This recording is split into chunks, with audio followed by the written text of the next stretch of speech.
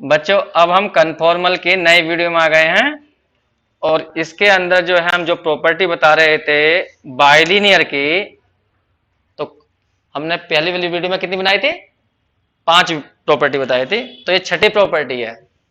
इसमें है बाइलिनियर जो ट्रांसफॉर्मेशन होता है वो एक कन्फॉर्मल मैपिंग होता है। याद करिए कन्फॉर्मल मैपिंग क्या बताया था? जो मैपिंग जिसके अंदर डायरेक्शन और एंगल बताया था सेम हो, लेकिन यहां पर हमने एक थ्योरम भी बताई थी कन्फॉर्मल चेक करने के लिए। एक थ्योरम बताई थी मैंने, नेसेसरी कंडीशन। उसमें कहा था मैंने कि फंक्शन को एनालिटिक चेक कर लीजिए और उसके डोमेन के अंदर किसी भी पॉइंट पर फंक्शन की वैल्यू एफ डैश जेड की वैल्यू 0 नहीं होनी चाहिए। 2 बातें बताई थी मैंने कन्फॉर्मल होने के लिए। अब इस फंक्शन को हम चेक करना चाहते हैं जो बाइलिनियर लिया हमने, क्या ये कन्फॉर्मल है? तो देखिए यहां पर W की वैल्यू दी गई है।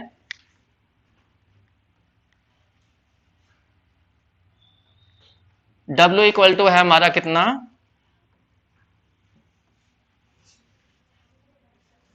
ए Z plus b upon c z plus D, या टी जेड लिख लीजिए, कोई बात नहीं, उसका तो एक ही बात है। अब यहां पर इसे डिफरेंशिएट करिए। जब हम इसे डिफरेंशिएट करेंगे टी डैश जेड कह दूं या D W over D Z कहना? डिफरेंशिएट करो। नीचे वाले का होल स्क्वायर, नीचे वाला ऐसा कैसा ही, ऊपर वाले का हो जाएगा ए माइनस ऊपर वाला ऐसा कैसा ही, नीचे वाले करोगे तो आ जाएगा सी। अब इसकी मल्टीप्लाई करो, इसकी से मल्टीप्लाई करोगे तो ए सी जेड प्लस के ए बी माइनस यहां आ जाएगा ए सी जेड और माइनस के बी सी अपॉन में सी जेड प्लस बी का होल स्क्वायर। ये रहा डी था ये। लो भैया एक प्रॉब्लम ये खड़ी हो गई, यहां पर डी था, डी तो नीचे आ जाएगा सी प्लस डी का। दोबारा ही कर दो इसको, है ज्यादा ही होगी गड़बड़।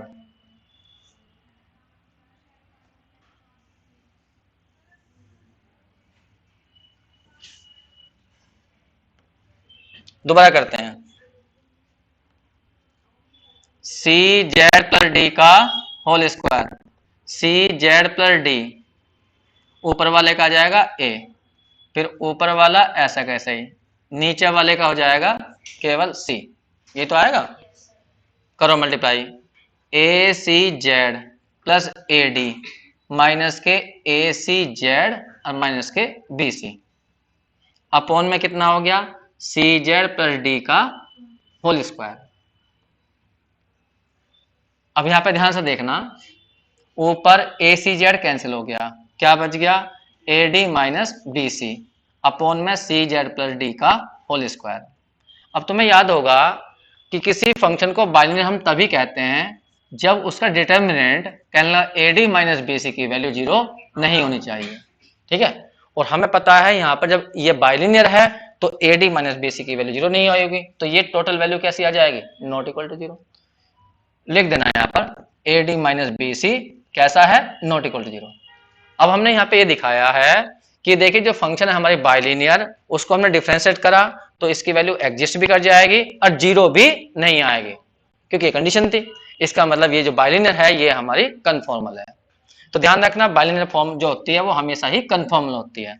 तो यहाँ पे लिख देता हूं मैं हैंस करके, हैंस टी जेड कह दीजिए या डब्ल्यू कह दीजिए, टी जेड या डब्ल्यू इज कन्फॉर्मल। तो ये कन्फॉर्मल हुई।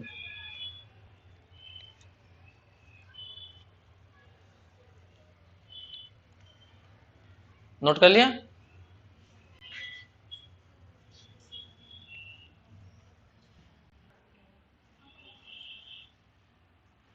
देखो बच्चों, अब ये नई है इसकी प्रॉपर्टी। वो क्या क्या कह रहा है कि जो मैपिंग है तुम्हारी उसके अंदर एक बार जेड की जगह माइनस के डी अपॉन सी रखे। देखो बाइलिनियर के अंदर ये बाइलिनियर की नई विशेषता है कि जेड की जगह माइनस के डी अपॉन सी रख के देखिए, तो वो जो मैप होगा वो कहां मैप होगा? वो मैप होगा इन्फिनिटी पर। डब्ल्यू की वैल्यू इन्फिनिटी आएगी। और यदि डब्ल्यू की वैल्यू तुम ए अपॉन सी रख दो तो जेड की वैल्यू 0 इन्फिनिटी आएगी। तो मैं एक बार करके दिखा देता हूं इसको, एक मिनट को ध्यान दो। हमारी ये मैपिंग थी बाइलिनियर, ऐसा कह दीजिए या ऐसा कह दीजिए एक ही बात है। ए जेड प्लस बी अपॉन क्या था, सी जेड प्लस डी। लेकिन शर्त जरूर याद रखा करो, इसका जो डिटरमिनेंट है वो जीरो नहीं होना चाहिए, तभी सब बारी में कहेंगे। ठीक, अब यहां पर एक बार इस मैपिंग के अंदर तुम पुट करो, put z equal to minus के डी अपॉन सी। तो जब जेड की जगह तुम माइनस के यहाँ डी अपॉन सी रखोगे इसके अंदर, तो डब्ल्यू की वैल्यू देखो क्या बन जाएगी। डब्ल्यू की वैल्यू ए जेड प्लस बी अपॉन, यहां भी रख लो, यहां भी रख दीजिए, कितना ए माइनस के डी अपॉन सी प्लस के बी अपॉन, और यहां सी, और यहां जाएगा माइनस के डी अपॉन सी, अब प्लस के डी। अब सोचो नीचे क्या बन जाएगा, नीचे बन जाएगा तुम्हारा वो जीरो हो जाएगा, तो टोटल वैल्यू क्या बन जाएगी, इन्फिनिटी हो जाएगी। ऊपर भी चेक कर लो, सी एलसीएम लोगे ऊपर, तो यहां आ जाएगा माइनस के ए डी, और यहां बैठ जाएगा प्लस के बी सी अपॉन में सी, सी नीचे पहुंच जाएगा, और हमें पता है ऊपर वाली वैल्यू जीरो नहीं है, तो कुछ अपॉन जीरो तो इन्फिनिटी बैठ जाएगा।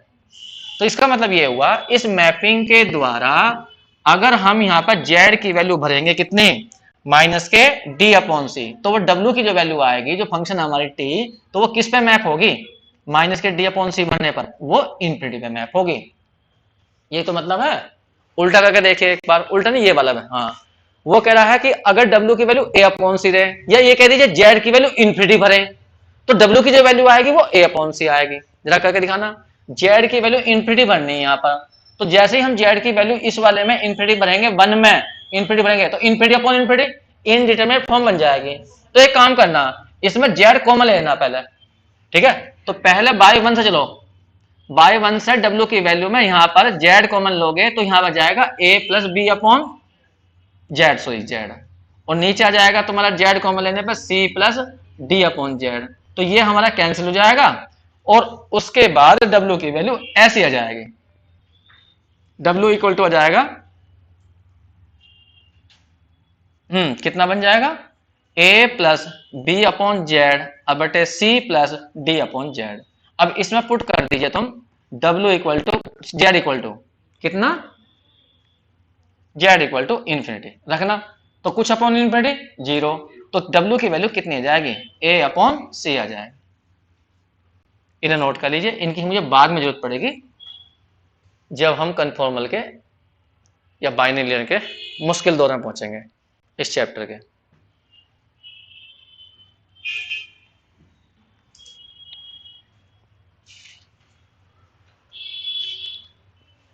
देखो बच्चों, ये जो प्रॉपर्टी है बड़ी इंपॉर्टेंट है, इसमें ऑब्जेक्टिव आता है कि the condition a d minus b c not equal to zero is very much essential for the bilinear transformation डब्ल्यू इक्वल टू टी जेड। अगर a d minus b c equal to zero हो जाएगा तो क्या हो जाएगा, फिर ये लिखा है यहाँ पे, डब्ल्यू या तो कांस्टेंट हो जाएगा या मीनिंगलेस हो जाएगा। इसलिए कंडीशन बहुत ही इंपॉर्टेंट है बाइलिनियर के लिए, बस इधर ध्यान देना। पहले कांस्टेंट की बात कर लें, कोई फंक्शन है, मान लीजिए हमारे सामने ये फंक्शन लिखी है f x equal to x plus one डाल दिया मैंने, इसमें मैं एक्स की वैल्यू चेंज करता जाऊंगा तो साफ जाहिर है फंक्शन की वैल्यू बदलती चली जाएंगी, तो ये फंक्शन कांस्टेंट नहीं हो सकती। और यदि मैं इसमें से एक्स हटा दूं और केवल f x equal to one लूं, अब मैं इसमें एक्स की जगह एक्स वन भरूं, एक बार एक्स की जगह एक्स टू भरूं, तो फंक्शन की वैल्यू दोनों जगह सेम आएगी और वो आएगी वन ही। ठीक है, तो कांस्टेंट फंक्शन की ये विशेषता होती है कि तुम एक्स की वैल्यू चेंज करते जाइए लेकिन फंक्शन नहीं बदलेगी। मैंने एक्स की जगह एक्स टू कर दिया तो भी फंक्शन की वैल्यू वन आ रही है। तो वो ये कह रहा है कि जो तुम बाइलिनियर के अंदर ये कंडीशन लगाते हो ना, a d minus b c not equal to zero, ये बहुत जरूरी होती है, वरना वो बाइलिनियर नहीं कहलाएगी। क्यों नहीं कहलाएगी, वो रीजन दे रहा, वो फिर वो फंक्शन नहीं बन पाएगी। उसने कहा कि अगर a d minus zero, a d minus b c zero हो गया तो या तो फंक्शन कांस्टेंट बन जाएगी, ऐसी बन जाएगी, और या वो मीनिंगलेस हो जाएगी। मीनिंगलेस मतलब 0.0 इनफिनिटी अपॉन इनफिनिटी ऐसा हो जाएगा। तो मैं तुम्हें करके दिखाता हूं कि ऐसा कैसा होता है। ठीक है, फिलहाल हमने मान लिया W इक्वल टू होता है हमारा टी जेड कह दीजिए, और यहां पर होता है ए जेड प्लस बी और अपॉन में होता है सी जेड प्लस डी। ठीक है, मैंने कहा कि मान लीजिए मैंने जेड की जगह जेड वन रखा, W की वैल्यू आई, जेड की जगह जेड वन रखा, W की वैल्यू बैठी W वन, एक मिनट के लिए, और टी जेड जेड टू रखा तो W की वैल्यू आई W टू, इसे मैंने वन कहा। अब मैं ये वैल्यू इसमें रखूंगा, ध्यान रखना, सुनना, बाई वन में जेड की जगह जेड वन रखो और टी जेड वन की वैल्यू डब्ल्यू वन लो। कहने का डब्ल्यू वन की वैल्यू क्या आ जाएगी, a z one plus b upon c z one plus d. इसी तरह से डब्ल्यू टू बराबर कितना हो जाएगा, भाई डब्ल्यू टू बराबर क्या लिया तुमने, T z two, T z two की वैल्यू यहां से निकाल दो, कितना आ जाएगा, a z two plus b upon c z two plus d, ये बन गया। अब इन दोनों को तुम माइनस करो, W one minus W two. मैं क्या कर रहा हूं पहले बता दो तुम्हें, मैं देखना चाहता हूं क्या ये फंक्शन कांस्टेंट है। कांस्टेंट के लिए मुझे क्या करना पड़ेगा, मैंने दो पॉइंट पकड़े अलग अलग, एक जेड वन एक जेड टू। जेड वन रखा तो डब्ल्यू की वैल्यू डब्ल्यू वन गई, मैंने जेड टू रखा तो डब्ल्यू की वैल्यू क्या गई, डब्ल्यू टू। अब मैं देखना चाहता हूं क्या डब्ल्यू वन डब्ल्यू टू बदल रहे हैं या एक से ही आ रहे हैं। इसमें देखो यहां पर x की जगह मैंने क्या भरा, x1, तो फंक्शन की वैल्यू बना रही, x2 भरा तो फंक्शन की वैल्यू सेम आ रही, तो फंक्शन की वैल्यू सेम होनी चाहिए अगर कांस्टेंट है तो मैंने जैसे Z1 भरा तो W1 आया, Z2 भरा तो W2 आया। तो यदि W1 और W2 सेम आए तो ये फंक्शन कांस्टेंट है। तो मैं क्या कर रहा हूं, इन दोनों को W1 W2 को घटा के देख रहा हूं, तो घटाने पे क्या आना चाहिए, जीरो। अगर जीरो आ गया तो इसका मतलब W1 W2 सेम है, इसका मतलब दो पॉइंटों पर फंक्शन की वैल्यू सेम जा रही है, तो फिर वो फंक्शन कांस्टेंट हो जाएगी। तो मैं यहां W1 की वैल्यू पुट कर रहा हूं, तो A Z1 प्लस के B upon C Z1 plus के D माइनस और A Z2 प्लस के B upon C Z2 plus के D। अब इसमें एलसीएम लेकर सोल्व करिए। अब यहां पर हम एलसीएम लेंगे, CZ1 प्लस डी और यहां पर CZ2 प्लस डी, एलसीएम लीजिए। इसकी मिलपाई इधर करनी है तुम्हें, AZ1 प्लस बी और इनटू में आ जाएगा CZ2 plus D minus CZ1 plus D और इंटू AZ2 प्लस बी। ये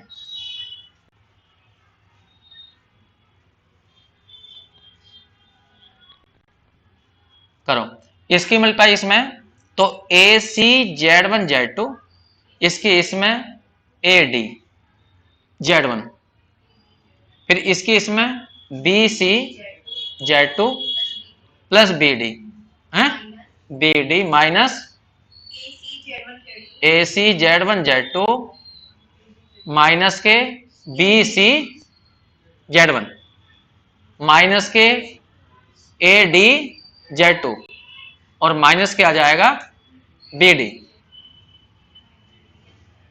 अपॉन में हमारा ये चलता रहेगा CZ1 प्लस डी और CZ2 प्लस डी। अब ऊपर देखो कुछ कैंसिल हो जाए तो BD से BD कैंसिल हो गया, AC Z1 Z2 से और AC Z1 Z2 कट गया, जो बचा उसे नोट कर लो। आप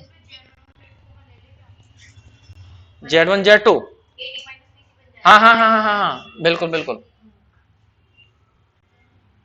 तो Z1 के एक साइड में इकट्ठे कर लो, आ जाएगा AD माइनस के BC, फिर Z2 वाले इकट्ठे कर लो, माइनस कॉमन लेकर Z2 कॉमन और AD माइनस BC, ये तो कर रहे हो ना।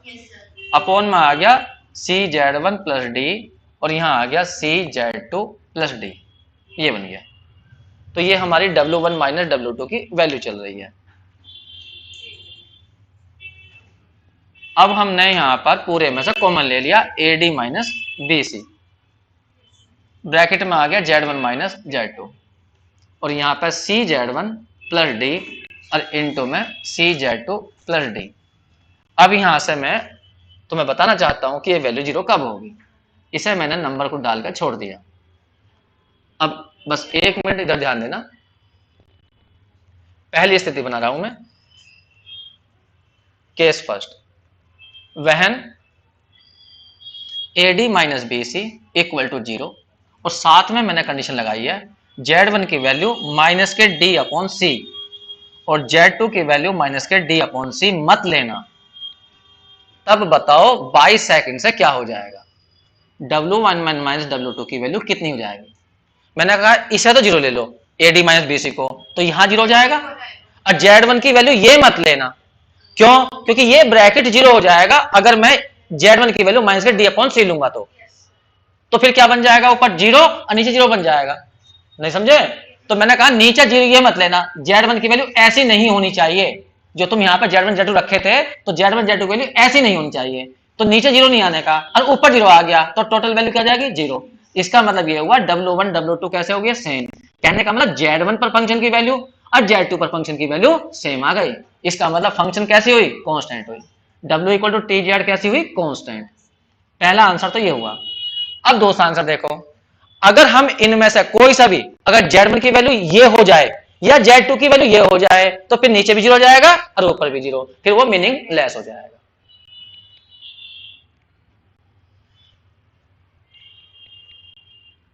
Case number 2, when AD minus BC equal to zero और इनमें से एक भी बात सही हुई, आइदर लिखना, either Z1 equal to minus d upon c या Z2 इक्वल टू माइनस के डी अपॉन सी, इनमें से कोई सी एक भी बात सही होगी, दोनों होगी तो तब भी नीचे जीरो हो जाएगा बाई वन बाई सेकेंड। तो W1 माइनस W2 की वैल्यू ऊपर भी जीरो नीचे भी जीरो, तो ये मीनिंगलेस हो जाएगा, मीनिंगलेस।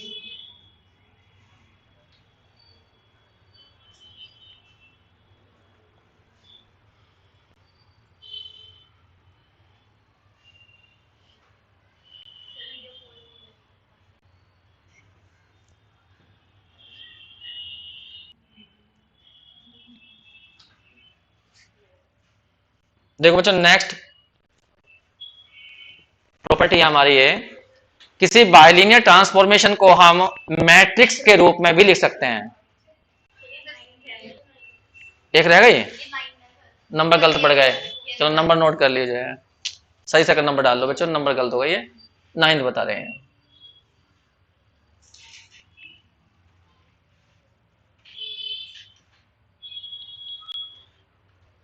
मैट्रिक्स को किसी बाइलिनियर फॉर्म को मैट्रिक्स में रिप्रेजेंट किया जाता है। देखो सामने देखो कैसे लिखा हमने,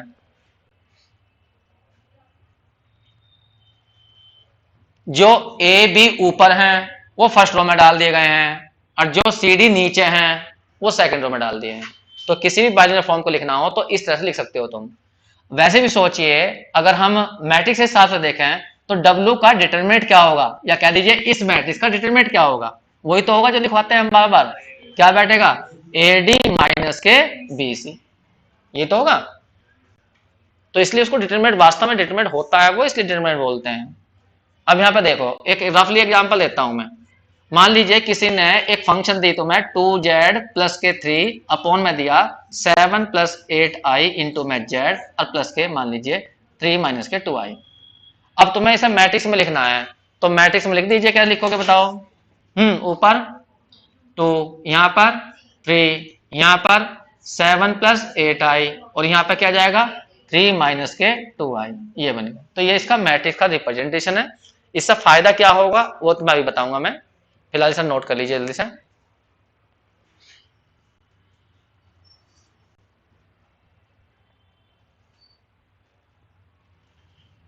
एक और एग्जांपल लिख लीजिए, W इक्वल टू जेड, बताइए रोटेशन ट्रांसलेशन मैग्निफिकेशन क्या होगा इसके अंदर, W equal to z rotation magnification translation,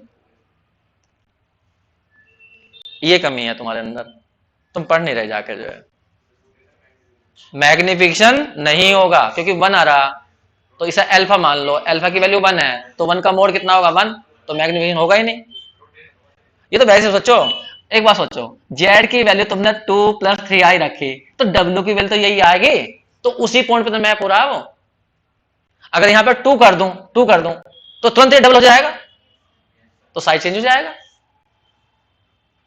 चलो अब मैंने फिलहाल लिखा था ये वाला,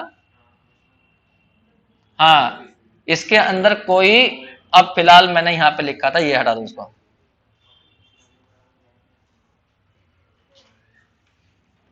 हाँ तो मैं पूछ रहा था इसमें मैग्निफिकेशन नहीं होगा, ट्रांसलेशन नहीं होगा, ट्रांसलेशन होता है प्लस कुछ लिखा हो तो, ठीक है। अब ये बताइए इसके अंदर रोटेशन होगा या नहीं होगा, वैसे ही पूछा था मैं तो ऑब्जेक्टिव के हिसाब से। भाई W इक्वल टू होता है हमारा अल्फा जेड प्लस के बीटा, ये होता है लीनियर ट्रांसफॉर्मेशन, अल्फा की वैल्यू 1 है। अब 1 का मतलब होता है 0 आई। ये इसका आर्गुमेंट निकालो, इसका आर्गुमेंट कितना आएगा अल्फा का, tan inverse imaginary part 0 upon कितना 1, ये तो आएगा, कितना आ गया 0, ये आ गया। इसका मतलब ना तो इसमें रोटेशन है, ना इसमें मैग्निफिकेशन है, ना ही इसमें ट्रांसलेशन है, क्योंकि ये आइडेंटिटी मैपिंग है, जिस पॉइंट को रखोगे वही पॉइंट मिलेगा, चेंज ही नहीं होने का। W इक्वल टू जेड का रखे हैं, दोनों सेम ही तो हैं।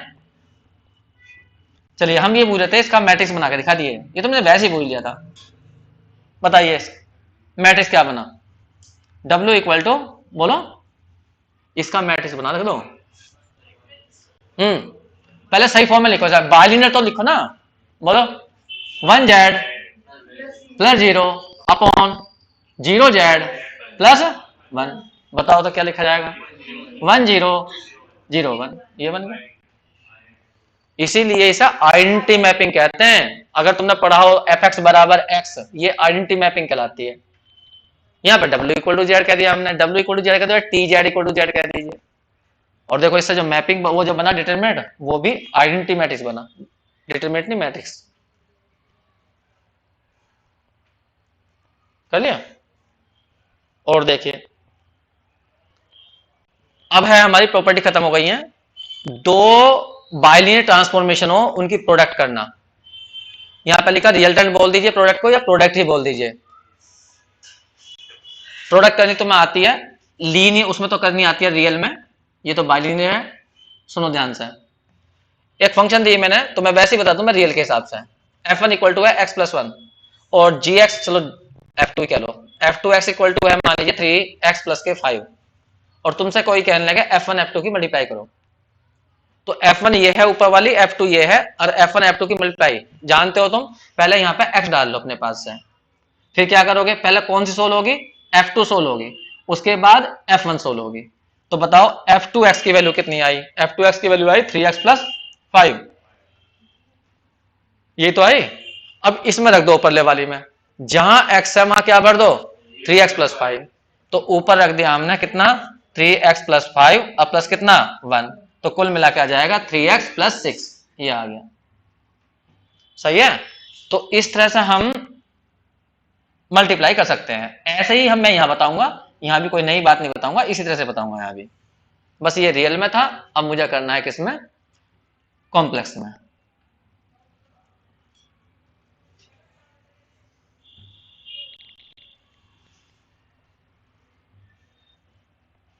ये प्रॉब्लम है, ये उसके साथ भाग रहा है।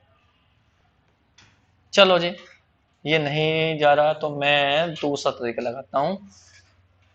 एक मिनट बच्चों, थोड़ा सा फालतू लिख दो तभी दिक्कत हो जाए।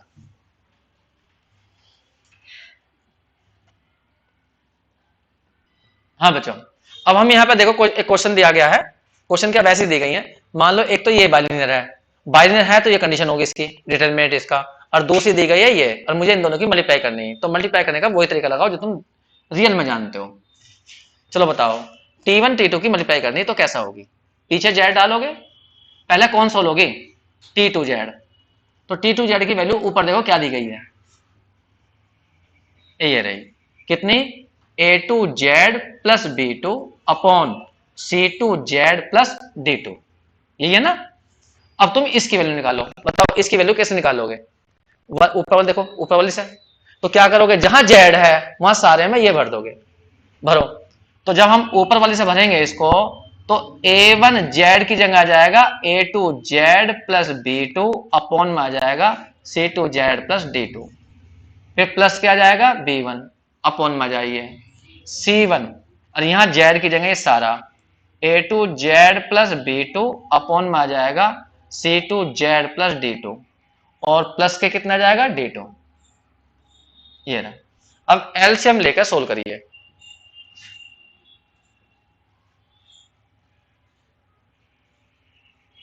करिए एलसीएम लेकर सोल्व।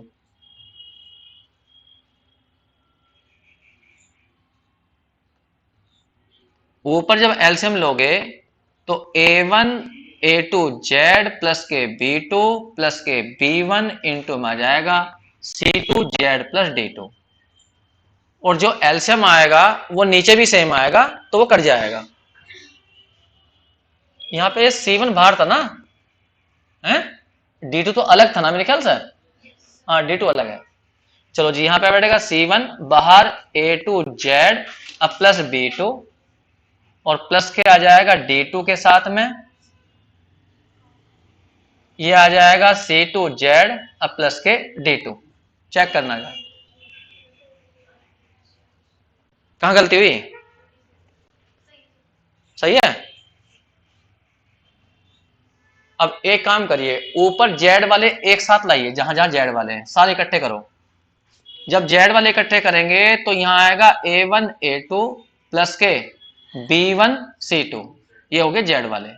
बाकी उधर लिख दो A1 B2 और प्लस के आ जाएगा B1 D2 है, ये रहा। अपोन में आ जाओ, यहां पर भी जेड वाले इकट्ठे करो, तो C1 A2 plus D2 C2 और यहां जेड वाले। फिर उसके बाद में बचेगा C1 B2 अब प्लस D2 D है, D2 का स्क्वायर। चेक कर लेने के बाद गड़बड़ न हो जाए। चलो कोई बात नहीं। अब मैं थोड़ा सा इनका नामकरण कर देता हूं। इस पूरे को मैं कैपिटल A कह रहा हूं, इसको कैपिटल B, इसको कैपिटल C और इसे मैं कह रहा हूं कैपिटल D। तो देखिए, दो बाइलिनियर की प्रोडक्ट करने पर ये ऐसा लग रहा है जैसे कि बाइलिनियर बन गया हो, लेकिन ये बाइलिनियर तभी कहलाएगी जब इसका डिटरमिनेंट भी नॉट इक्वल टू 0 आए। तो मैं इसका डिटरमिनेंट चेक करूंगा, अगर डिटरमिनेंट नॉट इक्वल टू 0 आया तो मैं क्या प्रूफ कर दूंगा इससे कि भाई दो बाइलिनियर की प्रोडक्ट एक बाइलिनियर ही होती है। ठीक है, फिलहाल मैं इसे यहीं छोड़ देता हूं, कोई नंबर नहीं डाला हुआ शायद मैंने। चलो बताइए, इसमें ए क्या लिया है मैंने? ए लिया है मैंने A1 A2 plus B1 C2। B क्या लिया है? A1 B2 plus B1 D2। और सी लिया है हमने C1 A2 plus D2 C2। फिर हमने डी लिया है C1 B2 प्लस D2 का स्क्वायर कह दीजिए, ये आ गया। थर्ड नंबर डाल दूं? ठीक है। अब तुम्हें यहां पर AD माइनस BC को सोल्व करना है और ये देखना है कि ये 0 आया या नहीं आया। तो A ये रहा, D ये रहा, हम सीधी मल्टीप्लाई कर रहे हैं इसकी इसमें, तो A1 A2 C1 B2, फिर इसकी इसमें, तो A1 A2 प्लस D2 का स्क्वायर लिख दूं इंटू में D2 का स्क्वायर। चलो D2 का स्क्वायर, फिर आएगा इसकी multiply B1 C2 plus C1 B2, फिर B1 C1 उसमें करेंगे तो आ जाएगा B1 C2 और आ जाएगा D2 का square. AD minus b c, ये D है। अब करनी है BC की मल्टीप्लाई, तो जरा नीचे लिख रहा हूं मैं इस वाले की, चलो इस वाले करो, इस वाले की उसमें, तो C1 A2 A1 B2, ठीक है, माइनस के साथ। फिर इसकी करेंगे लास्ट वाले में, तो माइनस के आ जाएगा C1 A2 B1 D2। फिर इसी करेंगे D2 C2 की, तो माइनस आ जाएगा D2 C2 into A1 B2। फिर इसकी आ जाएगी लास्ट वाले में माइनस के D2 C2 इंटू में आ जाएगा B1 D2, B1 और D2, ये रहा। अब हमें ये चेक करना है कि ये वैल्यू 0 नहीं है, तो इसे कैसे चेक करेंगे वो बात करते हैं। अब इसमें हमें ऊपर देखना है कि जो पहली वाली फंक्शन थी हमारी बाइलिनियर, उसमें कंडीशन क्या थी। जरा देखना क्या कंडीशन थी ऊपर वाली में, जो डिटरमिनेंट था उसका A1, हाँ देखो क्या था, A1 B1 D1 और माइनस B1 और C1, ये वैल्यू 0 नहीं होनी चाहिए, 0 नहीं थी। तो ये बनाना हमें यहाँ पर AD1, इसका फायदा उठाएंगे ना तभी तो ये करेंगे। और दूसरे में क्या था A2 D2 और माइनस के B2 C2, ये हमें पता था कि 0 नहीं है, तो इनकी हेल्प लेकर ही हम इसको नॉट इक्वल टू 0 करेंगे। इसमें कोई कॉमन हो तो काट दो। पहले वाला A1 A2 इस वाले से, और फोर्थ वाला कट जाएगा। हाँ, D2 यहाँ आ गया ना स्क्वायर, और B1 ये रहा, C2 ये रहा, ये कट जाएगा। और इन दोनों में कॉमन आ रहेगा होगा शायद, इन दोनों में कॉमन देखिए क्या रहा, एक तो आ जाएगा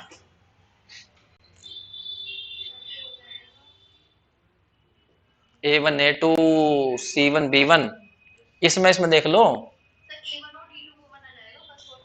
पहले वाले में, इस वाले में A1 और A2 D2, A1 और D2, और इस वाले को लूं, इस वाले में, हाँ इन दोनों में कॉमन आ गया A1 D2, और इस वाले में, इस वाले में,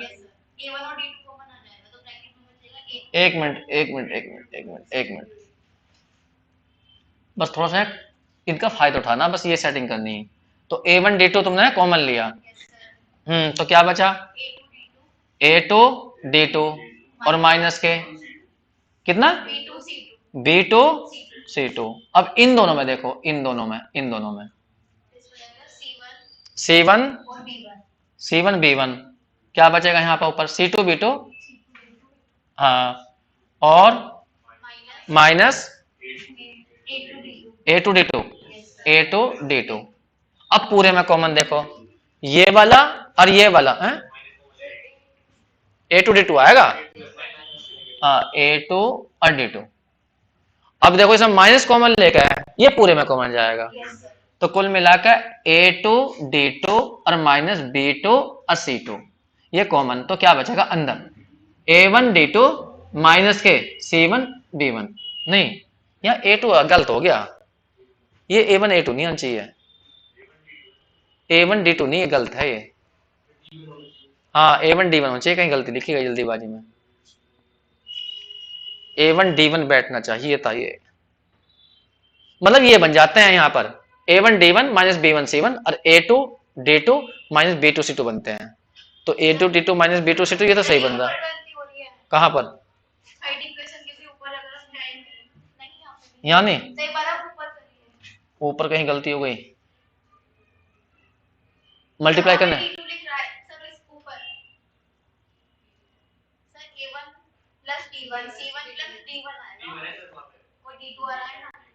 ये वाला, ये क्या है यहाँ D1 था, हाँ तुमने दूसरे वाले में भरा ना, हाँ D1 आएगा भी, यहाँ गलती हो गई, अरे चलो कर लोगे इतना तो फिर, बच्चों यहाँ पर थोड़ी गलती हो गई है, इसे चेक कर लेना यहाँ पर, और इससे फिर गलती हो गई सारा, और यहाँ बताता हूँ मैं, बता क्या आएगा, एक मिनट को तुम इसे रफ कर लेना। तो यहाँ पर जो हमारे ऊपर वाले वो दिए थे ना बाइलिनियर, उनका बनेगा वो, ऊपर वालों का क्या था जरा बोलना एक बार में, एक तो था जो ऊपर वाले थे 1 और 2, उनका डिटरमिनेंट क्या था जो दिए रखे थे मैं, A1 D1 minus B1 C1, हाँ दूसरे ब्रैकेट में दूसरा वाला बताओ, A2 D2 minus B2 C2। देखो यहाँ पर जो है ना टोटल ये फैक्टर होकर ये ऐसा बनेगा अपने आप ही, और हमें पता है ये दोनों वैल्यू कैसी है हमारी, नॉट इक्वल टू 0, तो सारा का सारा हमारा क्या जाएगा, फिर ये लिख देना यहाँ पर, ये नॉट इक्वल टू 0 रहेगा। आगे बात समझ में, तो इसका मतलब ये हुआ कि जो T1 T2 की हमने मल्टीप्लाई करी थी वो नॉट इक्वल टू 0 आ गई, इसका मतलब T1 T2 एक बाइलिनियर ट्रांसफॉर्मेशन है, बस इतना कर लेना है, थोड़ी गलती हो गई वहां पर, T1 T2 is also bilinear.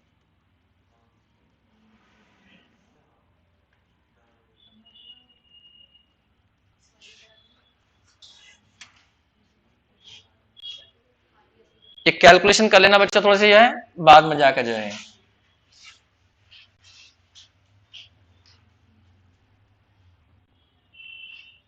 कर लिया। अब तुम कुछ क्वेश्चन है वो तुम्हें करने हैं, वो ध्यान से देखना।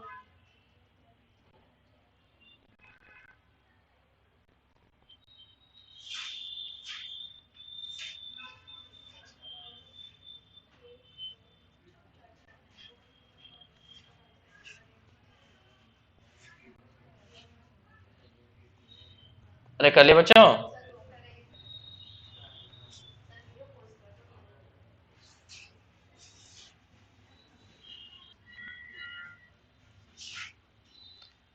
देखो बच्चों, इसमें जो है हमने करेक्शन कर दिया है इस क्वेश्चन के अंदर। जहां जहां रेड हो रहा है ना, वहां पे चेक कर लेना।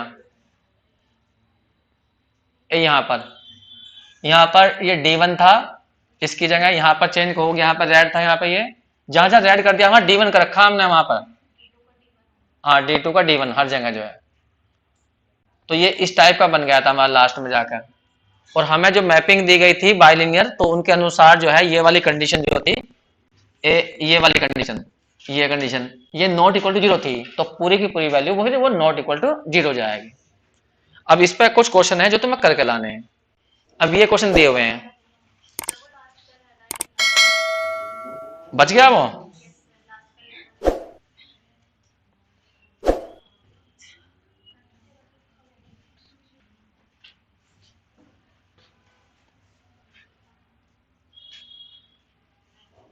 कंसिडर दो बाइलिनियर दी हुई है, एक W बराबर ये या T1 बराबर कह दीजिए, एक T2 बराबर ये रखी है। दोनों बाइलिनियर हैं और तुम्हें अब इनका पहले वाले का तो इनवर्स निकालना, दूसरी का भी इनवर्स निकालना, फिर T2 इंटू T1 करना, F1 F2 करना, ये करना। ये मत समझना ये BSc फाइनल में है, ये समझो इंटर का टॉपिक है। फंक्शन है दे रखी है और फंक्शनों के तुम्हें इनवर्स निकालने हैं और आपस में मल्टीप्लाई करनी है। ठीक है, अब एक करके दिखा दो, कौन सा बताओ, कौन सा पूछो, बताओ इनमें से इनवर्स निकाल दिखाऊं? चलो जी, हम निकालते हैं पहला वाला पार्ट, T1 का इनवर्स। और इधर ध्यान देना 2 मिनट के लिए। इनवर्स निकाल रहा हूं मैं, T का इनवर्स। पहली मैपिंग है ये T1 का इनवर्स, T1 का पहली मैपिंग है T1 Z बराबर कितनी है, Z+2 अपॉन Z+3। बस T1 को उधर ले जाओ तो Z बराबर हो जाएगा T1 इनवर्स और Z+2 अपॉन Z+3, ये रहा। तो ये इनवर्स बन गया। लेकिन फंक्शन ऐसे नहीं लिखे आते, फंक्शन में अंदर केवल क्या होता है, सिंपल एक्स होता है, या एफ इनवर्स लिख रहे हो तो सिंपल एक्स होता है, और यहाँ इनवर्स के अंदर बहुत सारा लिखा हुआ, तो इसे कुछ मान लो, W मान लो। तो यहाँ पे कहेंगे दैट W बराबर कितना है, दे भी रखा है उसने तो, और यहाँ आ गया Z+3। तो यहाँ से सोल्व कर लो, ऐसा क्रॉस मल्टीप्लाई करो तो WZ प्लस के कितना जाएगा W, 3W तो आएगा, और इक्वल टू कितना जाएगा Z+2। तो यहाँ Z निकाल लो एक साइड में लाकर। तो जब Z निकालोगे तो W माइनस के 1 और ये पहुंच जाएगा उधर, तो 2 माइनस के 3W। तो Z की जो वैल्यू आ जाएगी 2 माइनस के 3W अपॉन में बैठ जाएगा W माइनस के 1, बस वो यहाँ भर दो। ये Z की वैल्यू इधर भर दो यहाँ, तो कितनी आई 2 माइनस के 3W, 2 माइनस के 3W, और अपॉन में कितना बैठा W माइनस के 1 और इक्वल टू T1 इनवर्स, यहाँ आ गया W। तो ये फंक्शन बन गई हमारी इनवर्स फंक्शन, T इनवर्स बराबर ये आ गया।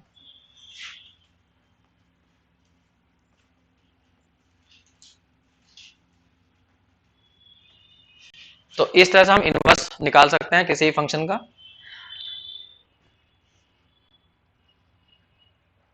अब मैं वैसा बता रहा हूं शॉर्ट कटिंग के, करें?